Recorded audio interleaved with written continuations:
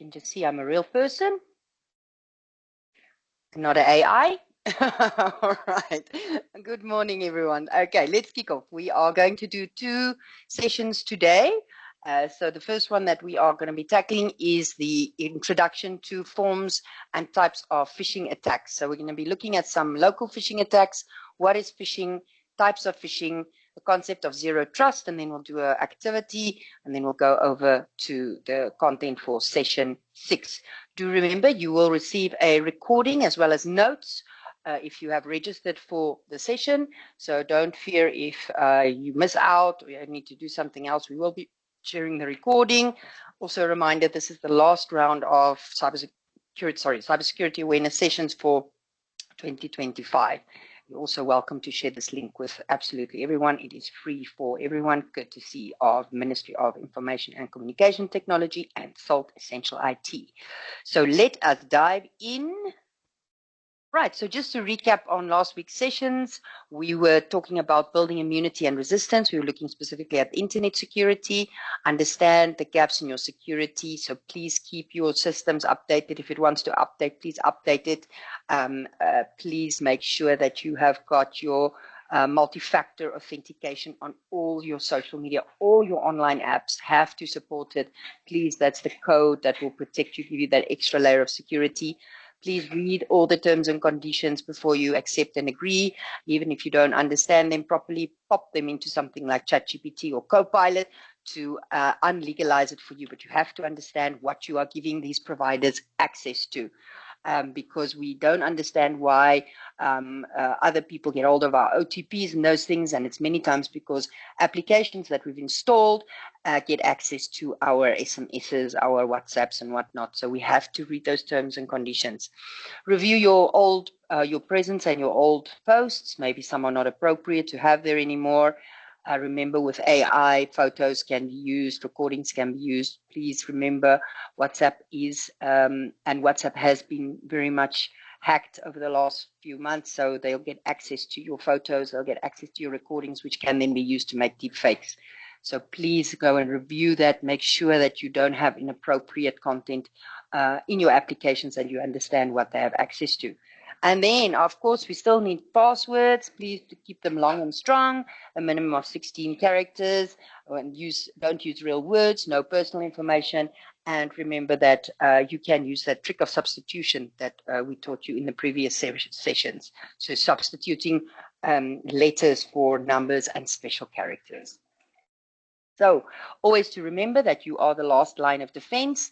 We cannot help being attacked. We cannot help what other people do with our content, or how other people the criminals try to get into our accounts, try to defraud us. But we have a lot of control in terms of how we secure our accounts, our digital identity, and how we keep ourselves and our families and our businesses safe. So the final responsibility is on your shoulders.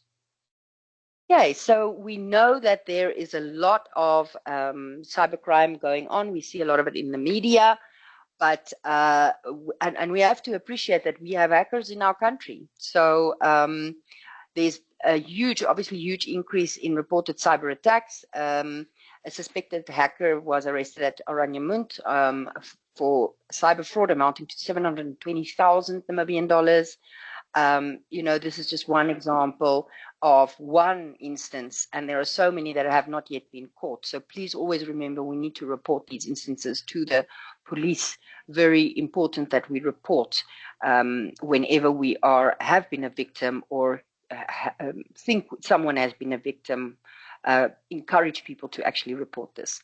So today's session is all about phishing. Let's talk about phishing. It's the fraudulent practice of sending emails purporting, not just emails, can be other messages as well, purporting to be from reputable companies in order to induce individuals to reveal personal information. Personal information is the currency. Data is the currency. So please, any personal information, we've learned what that means in previous sessions. Anything that can, in isolation or in combination, be used to identify you. So that is what phishing is. It's literally, they send out hundreds of thousands of, if not millions of messages, and they hope someone bites. They hope someone is not on alert and someone clicks a link or downloads something. So rather than just listening to me all the time, I'm going to play you a short clip on what is phishing. It is an attempt to exploit human nature. Remember, these criminals are masters of manipulation. They know exactly what makes us tick. They like to trigger our emotions because then we don't think clearly. The right part of our brain flares up, the emotional part, and the logical one and the attention to detail, takes a back seat. And that's where the danger is, because the devil really is in the details. There's usually urgency involved, so they give you a time frame. You have to do it quickly. You're going to lose access if you don't do it in a certain time frame. That's definitely a sign of phishing. And then they like to build trust by impersonation. That is why we've seen so many messages, that are impersonating figures of authority like our ministers and even our president, because we have a trust relationship. And that's also why they impersonate the banks and large organizations like Telecom and MTC, because we already have a relationship, most of us, with those organizations. So we already have trust. And sadly, with all our information in the recent hacks being on the deep web, they now have our personal information. But let me play you a quick clip on phishing. What is phishing? Bear with me while I share my screen. The term phishing describes a wide range of tactics cyber attackers use to trick you into doing or providing something they want. These may include entering your login information to a fake banking website, opening an unsafe email attachment, clicking an unsafe link, and transferring money into an overseas bank account.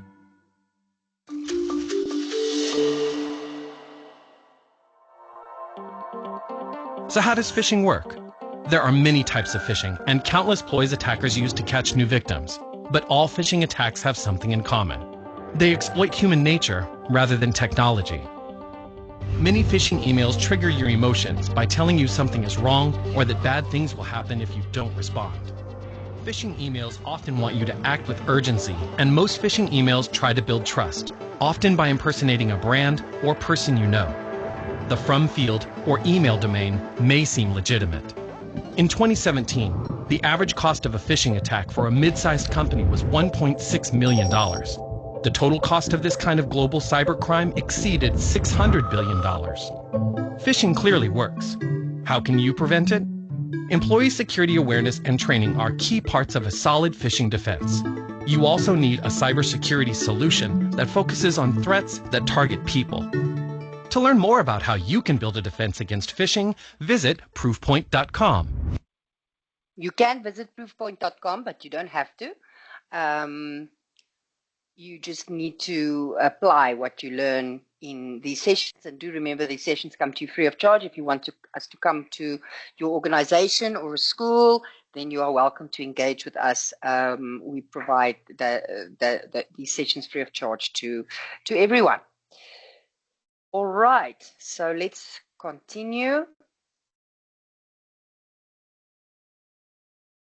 Bear with me while my presentation just updates. Okay, so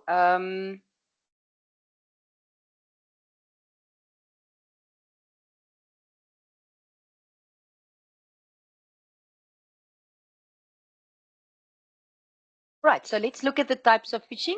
We get different types of phishing. We get whaling, which is emails attacking executives, department heads, or managers. So that's why it's called whale. It's the big fish. And because usually the big fish have got access to either banking or confidential information that the criminals can actually use when they are blackmailing us or extorting us. So that's why there's a specific term for when they try to fish with using or against whaling. Then we also have voice phishing. So yes, voicemails and also phone calls from our MTC or from whoever, the bank, voicemails, messages, enticing you to browse to malicious web links or download something or provide access to something. So yes, voice phishing. And for all of this phishing, the signs are applicable. So as long as you know the signs and you don't entertain the conversation, you put down the phone, you phone them, verify legitimacy of the communication in a different way. Phone telecom back, phone the bank back. Don't entertain the conversation when one of those signs of phishing are present in the communication. Then they can also use SMS phishing, so phishing scams using SMS or text messages. This also applies to WhatsApps. And then we have clone phishing. This is when they use existing email that's already been sent by someone or organization or provider, like, for example, Microsoft Office, update your password, stuff like that. They simply copy paste, they clone that message, and then they send it out. But the secret here is that link that they give to you in that message, it's not going to take you to where it says it will. It will not take you, if it's a Microsoft email, to Microsoft, or the bank to the bank. And that's why it's so important to hover over and see where it's actually taking you. And then finally, spear phishing. This is email targeted to specific teams, departments, or individuals. This is typically your HR department, your human resources, and your finance departments are very susceptible to these because, again, they have got access to confidential or financial information, which the criminals want, because that's something they can use when they are, again, extorting or blackmailing us. So stop and think before clicking on any links. If it looks fishy, verify with the sender. Any of the signs are there, you will please phone back, cut the communication, phone back, and verify the authenticity of that message. Now, it does say when in doubt, throw it out. But more important than just deleting these type of messages is actually reporting. And I'll show you how you can report. So something that is very important for us to appreciate is the concept of zero trust online. Unfortunately, because it's so easy to impersonate people and organizations and businesses, you can never trust something online. You always have to verify, especially when those signs are there. When the signs of phishing are there, you must always verify. Okay, so before we jump over into our next topic, we would like to do two little activities. This is for the team. You're welcome to use your chat, or you can also raise your hand and then give the answer verbally. So let's look at this one. You get a phone call from the bank's number, and the person tells you your account has been compromised and they need to help you reset your password. What kind of phishing is this? You get a phone call from the bank's number. So it's got that number, the 299 or 22, whatever it is, or it's a unknown number, and the person tells you the account has been compromised and they need to reset your password. What type of phishing is this? They are calling you.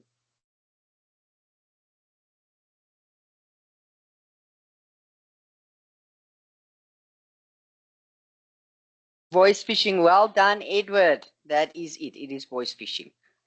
Okay, so I want you to have a look at this WhatsApp message, and especially with the festive season coming up, we're going to see a lot of these type of messages. I don't want to actually know what example of this phishing is. I want you to tell me what tells us that this is a phishing WhatsApp. What is the clue here that tells us it is a phishing WhatsApp? It is a phishing message. What is the clue? What is the sign?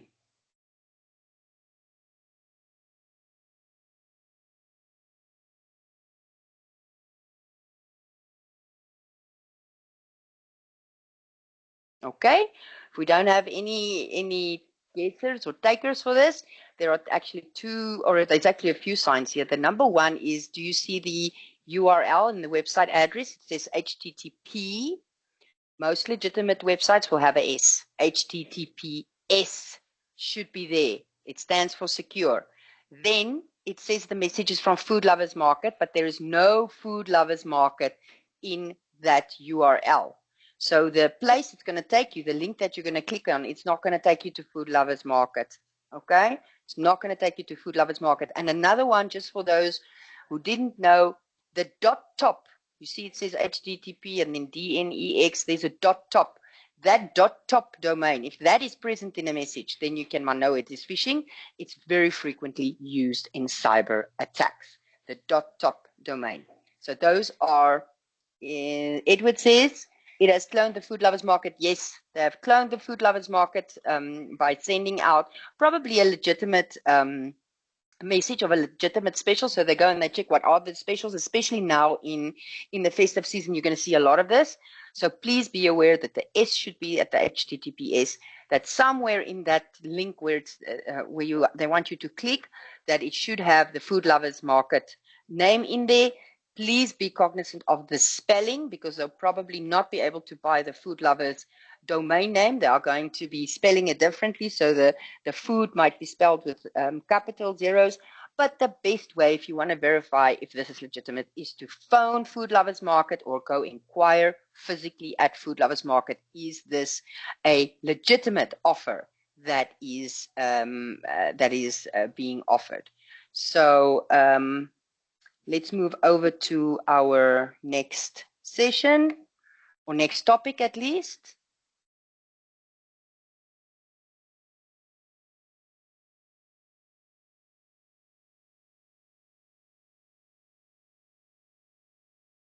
Just bear with me while it's loading.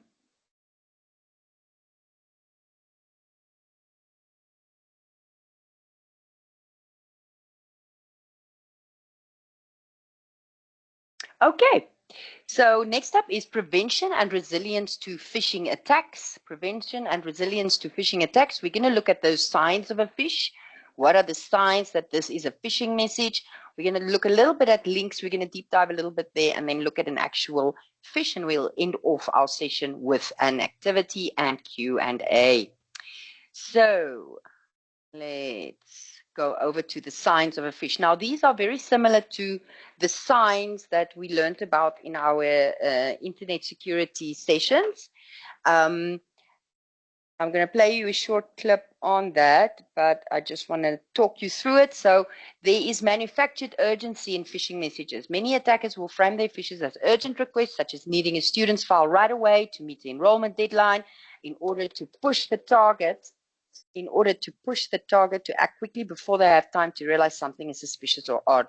There's manufactured rapport or history. Attackers may make it look like the request or attack is part of an existing relationship, such as by referring to a past conversation, which may never have happened. This is meant to give the target a sense of trust in the communication, or even push them into responding by making them embarrassed to not remember the previous discussion.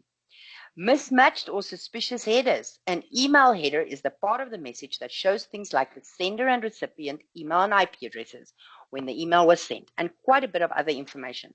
Some email phishers may have information in the header that shows the signs, like if the name of the sender does not match the email address. So it might say the email is from Microsoft, but there's no Microsoft in the email address. If the email appears to be from someone within the target organization, but the address is from outside, or are they using a Gmail, a colleague emailing from a personal rather than work account. Most email programs do not show the full header by default, but your IT staff will be able to dig deeper to find. So if any of these signs are present, you send it to IT, or you talk to other people and say, I received this. Do you think this is legitimate? Have a conversation. Mismatched or suspicious links. Many phishing attacks are trying to get the target to click a link that will prompt them to enter information or download a file. One sign of a phish is a link that appears to be from a trusted website, but actually leads somewhere else. We saw that in that WhatsApp phish we looked at earlier. In most browsers, hovering over a link will allow the user to see where it actually reads rather than just where it appears to lead. So hover over the link, check for the S in the HTTPS, check for the spelling and that the name is actually there. If the address shown when hovering over a link is different than where the message states it should go, then it's probably a phish. Other concerning signals are spoofs that use similar characters to mimic a trusted email, like google.com instead of google.com, or Google with a 1 instead of an L, or like I said, zeros instead of O's. So this is where I said the devil is in the details. We have to check the spelling of those addresses. Then unrequested files. Attackers may also try to get users to download malicious files, emails that sound like they are sending along a requested file, but where the recipient does not remember asking for a file. If I didn't ask for an invoice, why am I getting an invoice? Then I phone the people, or I send a separate email and say, I received this from you. Is this legitimate? These should be treated with caution, and the recipient should not download the file without confirming its origin. So if we're looking at signs of phishing over the phone, there's usually sensitive questions answered or framed as standard. Sensitive questions framed as standard. They like to do that. We saw that in our password video that we watched as well. So it is important that whenever, remember, they want the personal information. So whenever there's the personal information being asked, then we know something is fishy. So attackers may try to gain information by asking these questions in hopes that you will feel pressure to follow it or to do what they're asking you instead of calling out the unexpected question. So if a question feels overly invasive for the context with no explanation of why it's being asked, then it's probably a phish. They will refuse to provide a callback number. So you can ask them a number to call back. And then you can always, if they do give you the number, you can verify if this is the actual number. So for example, for the bank, we can very easily Google and see what the bank's numbers are. So if they give you a callback number and it doesn't start with those first few digits like the bank, you know it's something fishy. Yeah, so those are basically the signs of a phish. So let me play you this quick clip just to describe what these signs, or a little bit more about these signs.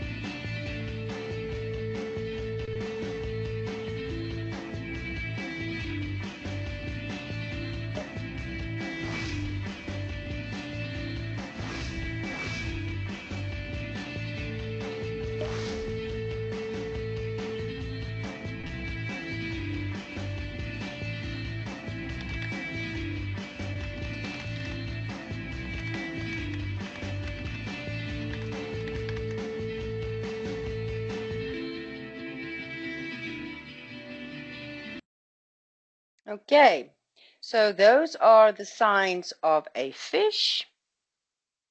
So if any of those signs are present, please verify legitimacy by contacting the entity or the individual in a different way. Give them a phone call or send them a separate new email. Don't respond to that message if there's any signs of a phish in that message, because then you are just having a conversation with a criminal.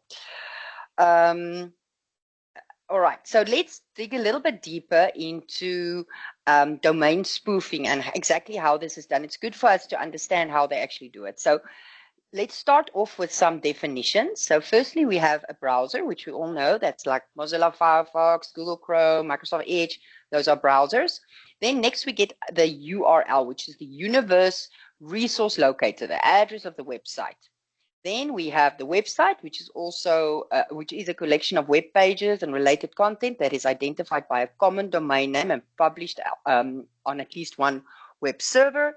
And finally, we have the domain name. So the domain name is that part of a network address that identifies it as belonging to a particular domain. So if we look at the traditional meaning of the word domain, domain is sort of an area specific to someone or something. So when we're talking domain name, for example, we've got standardbank.com.na.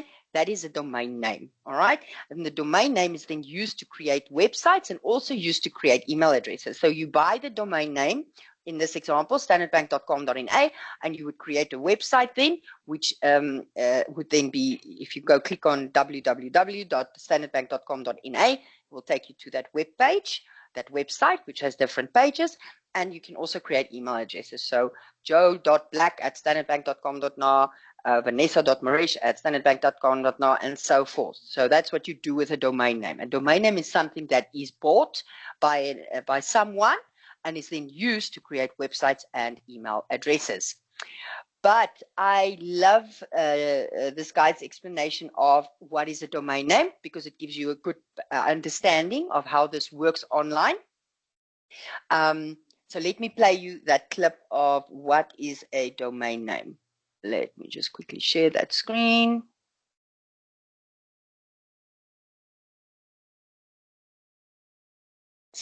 Looks like we're not having too bad internet today. That's good. Okay, what is a domain name and how it works? What's up, Internet? Today I'm going to be explaining what is a domain name and a little bit about how a domain name works. You're probably here because you're looking to start a website, or maybe you're just sick of watching videos of kids yodeling in Walmart and you want to learn something new. Either way, my name is Dale and welcome to Create a Pro Website. So, in the simplest terms, a domain name is just the address to your website. So, think of the internet as a vast map full of avenues and streets and turns everywhere. And think of your website as your house. In order for anyone to find their way to your house, even you'll need an address. This address is your domain name. Every website has an IP. And an IP is just a seemingly random string of numbers. So when you register and purchase a domain name, it's almost like saving your home address as home into your phone. It gives that IP address a simple, easy to remember name that anyone can type in and get to your website. This is because it would be really difficult to remember a random string of numbers every time you want to go to apple.com or Nike or whatever it may be. Let's say createaprowebsite.com. You can remember that. It's simple. Rather than 66.134.299. I made that up. Like, how are you supposed to buy an Apple Watch with that? So, let's say that you type in createaprowebsite.com.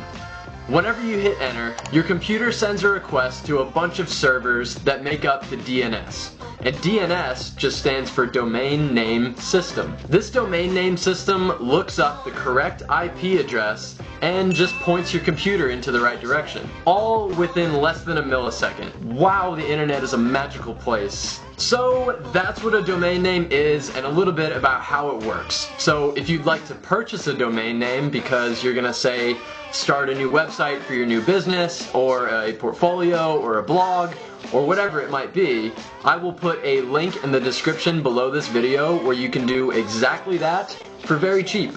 So check it out. And before you go, Right, there had to be a little bit of sales in that. Okay, new subscriber. Okay, let me just share my PowerPoint again.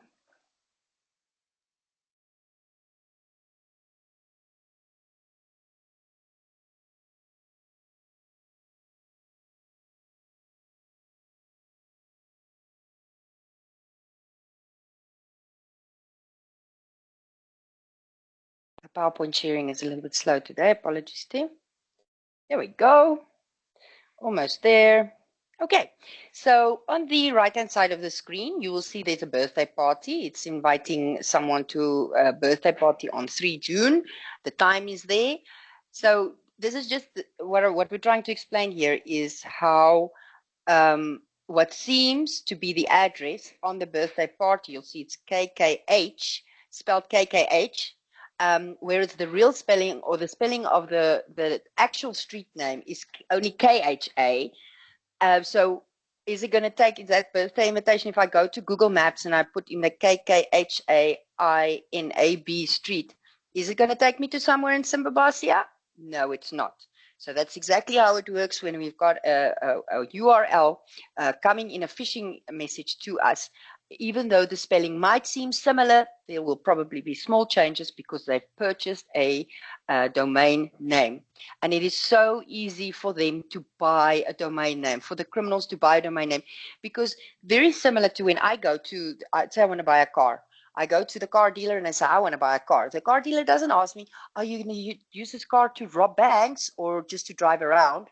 The car dealer doesn't ask me that. The same way when I buy a domain name, nobody asks me, am I going to use it for criminal purposes? But the criminals can buy the domains. So you'll see there, the example I've given is I could buy fnb-namibia.com. There's one little difference. See, the fnb-namibia.com is taken, okay? Or the actual FNB is fnbnamibia.com.na. But I can buy for as little as 99 US cents per year of fnb-namibia.com domain name. Now I can go and create a fake FNB website. I can go and create those email addresses. And now I can actually start sending out phishing emails to people. And remember, all our personal information is on the dark web, so there's huge databases with everybody's email addresses and telephone numbers and everything already there. I can actually now send these email addresses and link and put a link with that that fake domain name. It's not really fake, it's real, but it's not taking you to the real FNB. But the point is that the difference is in the spelling or in the characters. So that's why we have to pay attention to details. If you want to believe this message is coming from FNB, go and check online what is the actual spelling of the actual FNB domain name or website, because if it's really coming from FNB, it will be spelled exactly the way that the FNB domain name or website address is spelled. So very important to pay attention. And again, if you hover over the link, don't click it, hover, it will very quickly tell you, it'll have a pop-out telling you where, what is the website URL it's going to be taking you to. And if it's different than what is in the email, this one is Office 365, you can see there is definitely no Microsoft or Office 365 in this URL, it's very long, then you know this is a phishing link. So again, if you do click on this link, we spoke about it previously, please be cognizant of the S in the HTTPS, super important, it stands for secure, cognizant of the spelling, and it will tell you if it's a secure or not secure website. Now, not all not secure websites are bad websites, but it does mean that it is easier for the hackers to infiltrate those websites. So HTTPS gives you an extra layer of security, and all financial institutions, that's why if you get anything that's to do with online shopping, Amazon, Alibaba, AliExpress, whatever you get, there has to be an S in that HTTPS, because all institutions or websites that are working with financial information or credit card information have to be secure. It has to have that HTTP. It has to have the S in the HTTPS. Okay, so like I said, you can Google all of these things. You will very easily get the legitimate spelling or the correct spelling of these websites. So yes, we want to believe that, especially in the festive season, that we get discounts, we get promotions, we get prizes. We want to believe that, but we need to verify that this is actual legitimate messages or legitimate websites that it's taking us to. Otherwise, we end up giving our credentials and our personal information to the criminals, and then they can log into our accounts. All right, so finally, we need to have a discussion around attachments. So attachments, unfortunately, also, it's just like a package that you get. I was in the early 2000s, I lived in London, and, there one actually learns that a bag that is left unattended somewhere on a train station or in the street, that's not something to get happy about, because it could very well contain something dangerous or malicious. And that's the same with attachments. Your attachments can very well contain something dangerous or malicious. And it's difficult because the packaging doesn't tell you what's inside. But let me quickly play you a short clip on that. Bear with me while I share.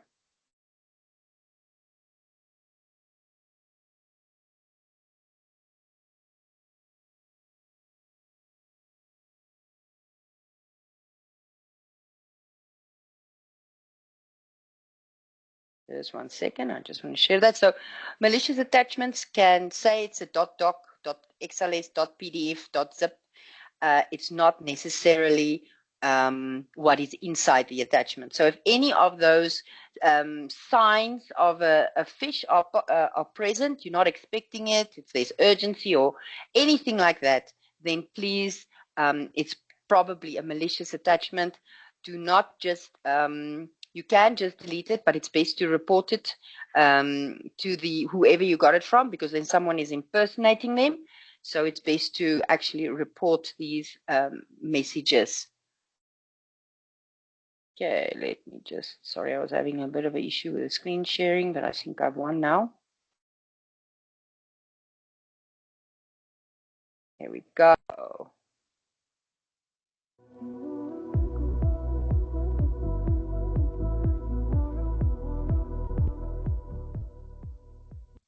Let's continue our dissection of the SLAM method, the mnemonic device that helps you spot phishing attempts. Remember, SLAM stands for Sender, Links, Attachments, and Message. This video will focus on A, which stands for Attachments. As with links, attachments in emails delivering malware are a tale as old as time. If a stranger rang your doorbell, handed you a package, and told you to open it, you would do no such thing. Unless you know the sender, are expecting a package, and are sure of the contents, mysterious boxes left at your door are often cause for concern. The same should go with attachments sent to your devices. Attachments are like a brown cardboard box that cloak the contents inside. You can slap a shipping label on that box, or a name brand, or a friend's address. You can call the attachment anything you want to make it more clickable, but that doesn't mean the contents inside are safe. Once a malicious attachment is opened, the chaos begins, unleashing malware and performing a slew of nefarious activities that you may or may not be aware are happening. Scammers will try to make attachments more appealing by utilizing other SLAM methods, such as impersonating a trusted entity or creating a sense of urgency so that you click before you think. But just as with any physical unknown items, you want to exercise caution when it comes to technology-based unknown items. Before clicking anything, be sure to verify the sender and use extreme caution when it comes to attachments you were not expecting or were unsolicited. Also, consider verifying with IT or your supervisor before taking any action. To learn more about the SLAM method, don't forget to check out the final letter in the SLAM method. All right, so that is attachments. So we need to be very cautious of any attachments that come our way, especially if they're unexpected or any of the signs are in the communication. Then we really need to be very cautious, and please don't open, please don't download. If you've opened up an email or a message, there's something attached. And especially a tip that you can also use is to check the size of the attachment. So if it's a very small, much smaller size, because usually these things are executables, then be very wary. Rather send it to IT. Don't download, don't save, report it.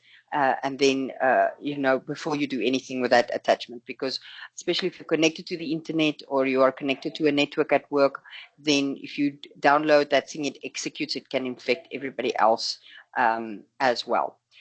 So let's jump into our last activity before we end our session today. I've got a password reset request there on the screen. What is the sign? What is the clue here that it's not coming from Microsoft? It looks just like a Microsoft email, password reset request, gives you my username. What is the sign that this is not a legitimate or not coming from Microsoft? The email is not coming from Microsoft. Anybody want to give it a go?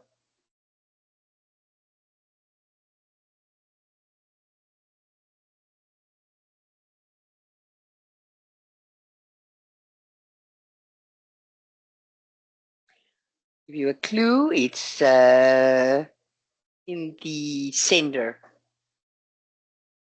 It is in the sender.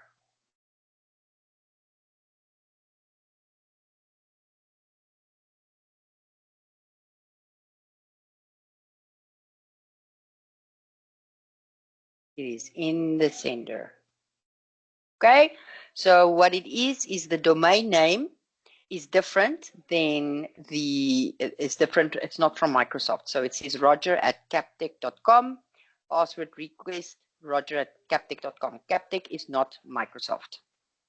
Okay, so next up, you are welcome to engage with our WhatsApp bot. There's the number. You can just send a WhatsApp to that number and talk to iSecure bot about your cybersecurity concerns. You can also leave it voice notes. There's also a QR code you can scan.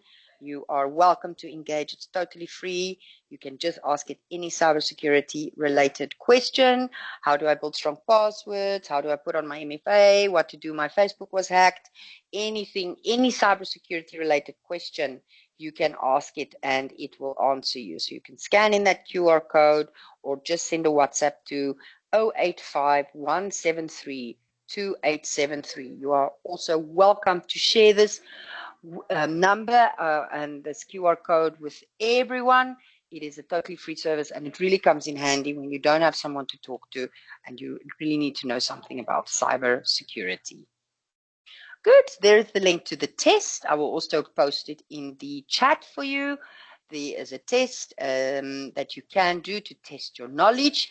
We'll also be doing a lucky draw. So if you do the test, you complete the form for us, then we will definitely put you in the lucky draw. There'll be a little something. We'll do the announcement next week. So you have all week to complete the test. So do that test. We'll have a little something and we will announce it in next week's session. And then if there are any questions or comments, you are welcome to ask them now.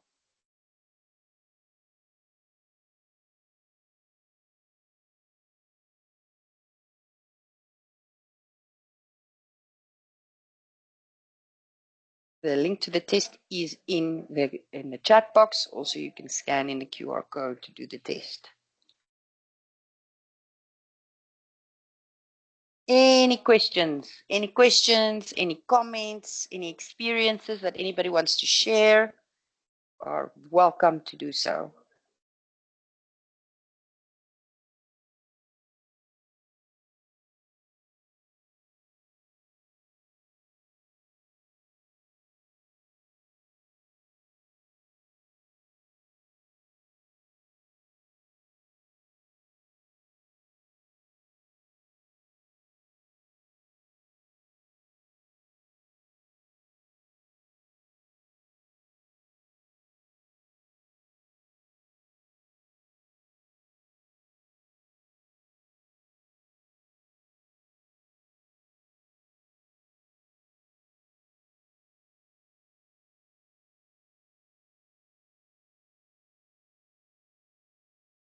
All right, if there are no comments, no questions, we will close for the day. Thank you everybody for attending the session. For those that want to do the test, please, you have until next week to do that. We are looking forward to seeing you. And remember, you can do the test as many times as you want until you get full marks for it. And we will then be doing a little bit of a lucky draw next week in the session where we will then be announcing the winner that'll get a goodie. I think that the goodie that we will give away this week will be this one, which is a very nice little charger, a wireless charger, so you can plug it into a device, into a charging port, and then you can wirelessly charge your mobile phone. So we'll be giving away that one in next week's session for the winner of the lucky draw, but you have to do the test to be in it, to win it. So thank you very much, everybody, for attending our session today. We appreciate it, and we will see you again next week, same time, same place. Please spread the message and help us build a more cyber resilient Namibian nation. Bye.